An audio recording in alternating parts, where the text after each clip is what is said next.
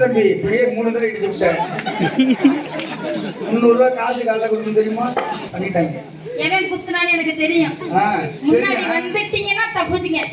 ஆமா, யாரு குத்துனாலும் காசு எடுத்து தான் கொடுக்கணும். எவடா குத்துனது என்னைய? அதெல்லாம் காசு கொடுங்கடா.